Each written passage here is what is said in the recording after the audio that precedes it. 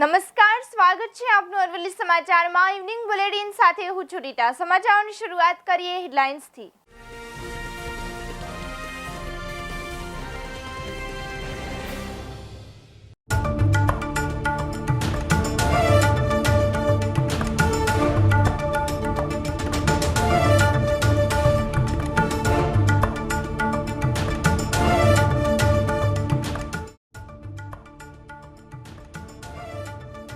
પ્રવાસીઓમાં આકર્ષણ જમાવ્યું। અમદાવાદના એરપોર્ટ પર સમર કાર્નિવલ શરૂ। ખાણીપીણી અને રિટેલના 30થી વધુ આઉટલેટ્સ।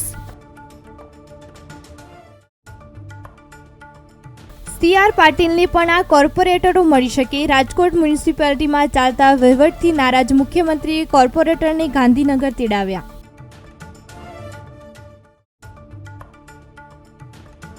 પ્રાકૃતિક ખેતી। ખેડા જિલ્લામાં પ્રાકૃતિક ખેતી માટે અલગ બજાર ઊભું કરાશે। જિલ્લામાં ચાલતી પ્રાકૃતિક ખેતીની કામગીરીની દરેક તાલુકાવાર સમીક્ષા કરવામાં આવી।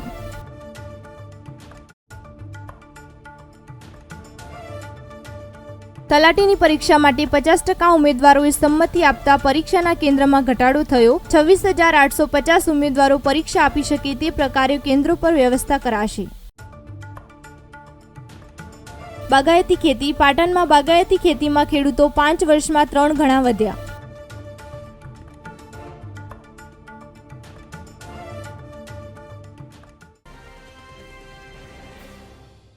દેશ વિદેશમાં વખણાતા ઈડરિયા ગઢ પર પાર્કિંગ ચાર્જને લઈ આવેદનપત્ર આપવામાં આવ્યું તો ઈડરિયા ગઢ પર જવા પાછળના રસ્તે જતા પ્રવાસીઓ પાસેથી પાર્કિંગ ચાર્જ વસૂલાતો હોવાનો ઘટસ્ફોટ। ગઢ પર ફરવા આવવા પ્રવાસીઓ પાસેથી ગેરકાયદેસર પાર્કિંગ ચાર્જ વસૂલાતા લોકોમાં ભારે રોષ જોવા મળ્યો તો આશરે 30થી 100 રૂપિયા સુધીનો પાર્કિંગ ચાર્જ વસૂલાતો હોવાનો આવેદનપત્રમાં ઉલ્લેખ કરવામાં આવ્યો છે। તો જાગૃત નાગરિકો દ્વારા ઈડર પ્રાંત અધિકારીને આવેદનપત્ર આપી ન્યાય કરવાની માંગ કરી તો પાછળનો રસ્તો સરકારે બનાવ્યો હોવા છતાંય મેન્ટેનન્સના નામે ઉઘરાણું કરાતો હોવાનો ઘટસ્ફોટ સામે આવ્યો તો ઈડરિયા ગઢ પર આવતા પ્રવાસીઓ સહિત સ્થાનિકોમાં ભારે રોષ જોવા મળ્યો। તો દેશ વિદેશમાં વખણાતા ઈડરિયા ગઢ પર પાર્કિંગ ચાર્જને લઈ આવેદનપત્ર અપાયું તો ઈડરિયા ગઢ પર જવા પાછળના રસ્તે જતા પ્રવાસીઓ પાસેથી પાર્કિંગ ચાર્જ વસૂલાતો હોવાનો આક્ષેપ। ગઢ પર ફરવા આવતા પ્રવાસીઓ પાસેથી ગેરકાયદેસર પાર્કિંગ ચાર્જ વસૂલાતા લોકોમાં ભારે રોષ જોવા મળ્યો તો આશરે 30થી 100 રૂપિયા સુધીનો પાર્કિંગ ચાર્જ વસૂલાતો હોવાનો આવેદનપત્રમાં ઉલ્લેખ છે। બીજી તરફ નજર કરીએ તો ભાવનગર સહિત સમગ્ર રાજ્યભરમાં આંગણવાડીઓમાં બાળકો નાના ભૂલકાને રમત સાથે ભણતર પૂરું પાડવામાં આવે છે। ભાવનગર જિલ્લામાં કુલ 1,589 આંગણવાડીઓ કાર્યરત છે અને તે પૈકી 1,368 આંગણવાડીઓ માલિકીની જગ્યામાં અને બાકીની 223 આંગણવાડીઓ ભાડાના મકાનમાં ચાલે છે। મોટાભાગની આંગણવાડીઓમાં પાણીની સુવિધાઓનો અભાવ જોવા મળે છે તો મોનિટરિંગ અને સુપરવિઝન થતું નથી તેમજ આંગણવાડીઓમાં ફરજ બજાવતા કાર્યકરોના પગાર નિયમિત થતા ન હોવાની ફરિયાદો ઉઠવા પામી છે। શિક્ષણની સુવિધા માટે પીવાના પાણી જેવી સુવિધા સૌપ્રથમ આંગણવાડીઓમાં 100% ઉપલબ્ધ કરાવવામાં આવે તે ઇચ્છનીય છે। ખેડા જિલ્લાની પ્રાકૃતિક ખેતીની કામગીરીની પ્રગતિ અંગે જિલ્લા કલેક્ટર કચેરીથી સમીક્ષા બેઠકની શરૂઆત થઈ હતી જે બાદ તમામ તાલુકા મથકો પર સમીક્ષા બેઠકનું આયોજન થઈ રહ્યું છે। આ બેઠક દરમિયાન કેવી રીતે વધુમાં વધુ ખેડૂતોને પ્રાકૃતિક ખેતી તરફ વાળવા અને કેવી રીતે કૃષિ પેદાશોને વેચાણનું વિસ્તરણ વધારવું તેના પર ચર્ચા કરી હતી। બેઠકમાં વડાપ્રધાન દ્વારા ગામ દીઠ 75 ખેડૂતો પ્રાકૃતિક ખેતી તરતા થાય તે સંકલ્પ અંતર્ગત જિલ્લામાં ચાલતી પ્રાકૃતિક ખેતીની કામગીરીની તાલુકાવાર સમીક્ષા કરવામાં આવી હતી। પ્રત્યેક ગામ દીઠ 75 ખેડૂતોને પ્રાકૃતિક ખેતી સાથે જોડવાના અભિયાનના ભાગરૂપે જિલ્લાની કુલ 128 ગ્રામ પંચાયતમાં 75થી વધુ ખેડૂતો પ્રાકૃતિક ખેતી અભિયાનમાં જોડાયા હતા। બીજી તરફ નજર કરીએ તો પંચાયત સેવા પસંદગી મંડળની તલાટીની પરીક્ષા માટે નોંધાયેલા કુલ ઉમેદવારોમાંથી 50% જ સંમતિ આપી છે જેના કારણે પાટણ જિલ્લામાં જુનિયર ક્લાર્કની પરીક્ષા કરતા તલાટીની પરીક્ષાના કેન્દ્રમાં ઘટાડો થયો છે। 26,850 ઉમેદવારો પરીક્ષા આપી શકે તે પ્રકારે પરીક્ષા કેન્દ્રોની વ્યવસ્થા ગોઠવવામાં આવી રહી છે। પંચાયત સેવા પસંદગી મંડળ દ્વારા 7 મેના રોજ તલાટીની સ્પર્ધાત્મક પરીક્ષા લેવામાં આવનાર છે। તલાટીની પરીક્ષા આપવા ઈચ્છતા ઉમેદવારો માટે સંમતિપત્ર ભરવાનું મંડળે ફરજિયાત કર્યું હતું તો ઉમેદવારોને 20 એપ્રિલ સુધીમાં સંમતિપત્ર ભરવા માટે સમય આપવામાં આવ્યો હતો, જેમાં કુલ ઉમેદવારોમાંથી 50%એ જ સંમતિ આપી છે। બીજી તરફ નજર કરીએ તો પાટણ જિલ્લામાં સિઝન મુજબ ચાલુ ખેતી સામે બાગાયતી ખેતીમાં ખેડૂતોને બમણી આવક મળતા છેલ્લા 5 વર્ષમાં બાગાયતી ખેતી તરફ ખેડૂતો આકર્ષાઈ રહ્યા હોવાથી ખેડૂતોની સંખ્યામાં સતત વધારો થઈ રહ્યો છે। જિલ્લામાં હાલ 3416 ખેડૂતો 47458 હેક્ટરમાં ફળ, ફૂલ અને શાકભાજી સહિતના બાગાયતી પાકોનું વાવેતર કરી નાનાથી મોટા ખેડૂતો 5 લાખથી 50 લાખ રૂપિયાનું વાર્ષિક ટર્નઓવર સાથે 15 થી 50 લોકોને રોજગારી આપી રહ્યા છે।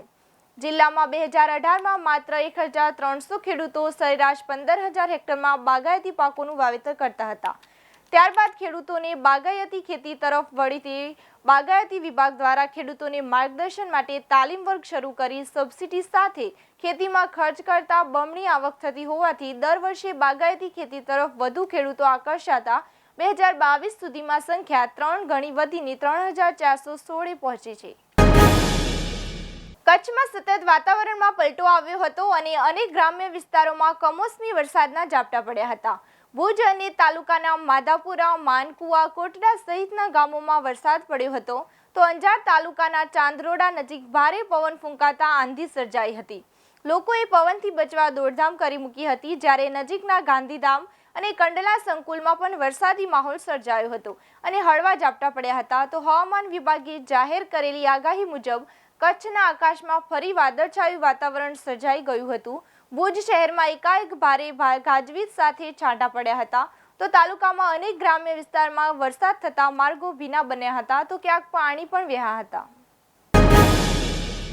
ઉચ્ચ શિક્ષણમાં રાજ્યમાં નવી રાષ્ટ્રીય શિક્ષણ નીતિ અમલમાં મૂકવામાં આવી રહી છે। ગુજરાત યુનિવર્સિટી સહિત તમામ યુનિવર્સિટીમાં ચાલુ વર્ષ 2023થી જ નવી શિક્ષણ નીતિ અમલમાં મૂકવામાં આવશે અને તે માટે કાર્યવાહી કરવામાં આવી રહી છે।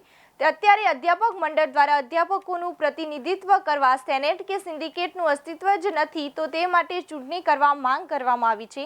યુનિવર્સિટીના વિદ્યાર્થી સરળતાથી અને પોતાના જીવનનું ઘડતર યોગ્ય થાય તે માટે પસંદગીના મનગમતા વિષયો ભણી શકશે અને પોતાનો સર્વાંગી વિકાસ કરી શકે, તે માટે રાષ્ટ્રીય શિક્ષણ નીતિની સફળ અમલવારી ખૂબ જ મહત્વની થઈ ગઈ છે।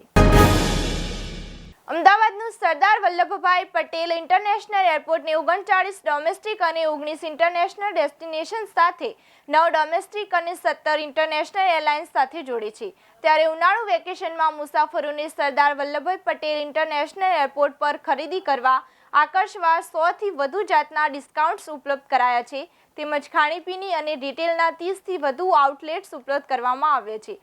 અમદાવાદ એરપોર્ટ દ્વારા આ વર્ષે સમર કાર્નિવલ 23મી એપ્રિલથી 2 જુલાઈ સુધી ચાલશે। મુસાફરોને માટે ખાણીપીણી અને ખરીદી પર ઓફર આપવામાં આવી રહી છે। ધાંગધ્રાના કોટ ગામના લોકોનો મુખ્ય વ્યવસાય ખેતી હોવાથી નર્મદા નહેર અને બોરના પાણી દ્વારા અદ્યતન સાધનો દ્વારા આધુનિક ખેતી કરી દેશ દુનિયા વેચાણ કરી ખેતીમાં દેશમાં અને ઉત્પાદન અને આવક ક્ષેત્રમાં પ્રથમ નંબરે આવે છે। સમૃદ્ધ બનતા કોટ ગામમાં દરેક પ્રકારની સુવિધા જોવા મળી રહી છે। ધાંગધ્રા તાલુકાનું કોટ ગામ ધાંગધ્રાથી 20 કિલોમીટર દૂર આવેલું છે। રોડ સહિતની સુવિધાઓ છે, ત્યાં કોટ ગામને ખેતીને લઈને દેશ વિદેશમાં જાણીતું છે। ત્યારે કોટ ગામમાં 18,000ની વસ્તી આવેલી છે, જેમાં દરબાર, પટેલ, રાજપૂત, દલવાડી, કોળી, ઠાકોર, અનુસૂચિત જાતિ મુખ્યત્વે વસ્તી છે। ત્યારે ગામના લોકોનો મુખ્ય વ્યવસાય ખેતી છે। પિયત વિસ્તાર હોવાથી અને નર્મદાનું પાણી મળતું હોવાથી લોકો શિયાળુ, ઉનાળુ અને ચોમાસું એમ 3 સિઝનનો પાક લે છે। બીજી તરફ નજર કરીએ તો પ્રાકૃતિક કૃષિએ કૃત્રિમ ખાતર અને કૃત્રિમ જંતુનાશકો આપવાનો, બહારની ખેતી સામગ્રી વગર ખેત ઉત્પાદન કરવાના સિદ્ધાંત સામગ્રી વગર ખેત ઉત્પાદન કરવાના સિદ્ધાંતોને આધારિત છે। પ્રાકૃતિક ખેતી ઓછો ખર્ચથી થાય છે અને તેનાથી વધુ અને ઉત્તમ ગુણવત્તાવાળું ઉત્પાદન થાય છે। કેમિકલ કે જંતુનાશક દવાઓનો ઉપયોગ વિનાના ખેત ઉત્પાદનની માંગ સારી હોય છે, તેમજ તેની યોગ્ય કિંમત મળતા ખેડૂતોની આવકમાં વધારો થાય છે। ત્યારે એક તરફ સરકાર દ્વારા ખેડૂતોને પ્રાકૃતિક ખેતી તરફ વાળવામાં આવી રહ્યા છે। એક ગ્રામ સેવક દીઠ 50 ખેડૂતોને લક્ષ્યાંક આપવામાં આવ્યું છે, જેમાં 1 એપ્રિલથી અત્યાર સુધીમાં 2077 ખેડૂતોની નોંધણી કરવામાં આવી છે। પાવરપટ્ટી પંથકમાં ભૂતળના પાણીમાં ક્ષારનું પ્રમાણ વધી જતા પરંપરાગત પાકો લેવા મુશ્કેલ બનતા આ પંથકના ખેડૂતોએ બાગાયત પાક તરીકે દાડમનું વાવેતર શરૂ કર્યું હતું. પ્રારંભિક તબક્કે સારા વળતરના કારણે અનેક ખેડૂતોને મોટા પાયે વાવેતર કર્યું હતું, પરંતુ થોડા સમયથી આ પાકમાં વિવિધ રોગો, અસંતુલિત બજાર સહિતના કારણો ખેડૂતોને ભારે નુકસાન ભોગવવાનો વારો આવ્યો છે. ખેડૂતોએ હજારો એકર જમીનમાં દાડમની ખેતી કરી છે, પણ આ વર્ષે વરસાદના કારણે ફ્લાવરિંગ સમયસર ન આવતા પાક તૈયાર થવામાં મોડું થયું, જેના કારણે હાલ ભાવમાં ભારે ઘટાડો જોવા મળી રહ્યો છે. હાલ એવરેજ ભાવ દાડમના માંડ 10 થી 40 મળી રહ્યા છે. બીજી તરફ નજર કરીએ તો ટેટની પરીક્ષામાં કચ્છમાં કેન્દ્ર ન ફાળવાતા ઉમેદવારોને રાજકોટ અને અમદાવાદ સુધી ધક્કો ખાવો પડ્યો હતો, જેમાં ઉમેદવારોએ અમદાવાદ શહેર ઉપરાંત જિલ્લાના ગામો સુધી લાંબુ થવું પડ્યું હતું. રવિવારે ટેટ 2ની પણ પરીક્ષા લેવાઈ ગઈ છે, જેથી હવે ઝડપથી ઓર્ડર કરવામાં આવે તો નવા સત્રથી કચ્છની પ્રાથમિક શાળાઓમાં શિક્ષકોની ઘટનો મુદ્દો આંશિક રીતે ઉકેલાઈ શકે તેમ છે. નવા શૈક્ષણિક સત્ર પહેલા જો શાળાઓમાં ખાલી જગ્યાઓમાં ભરતી થાય તો શિક્ષકોની ઘટ ઉકેલાઈ જાય તેમ છે, નહીં તો પ્રાથમિક શિક્ષણની ગુણવત્તા પર ચોક્કસ અસર થશે. તો ઇવનિંગ બુલેટિનમાં અત્યારે બસ આટલું જ. નમસ્કાર.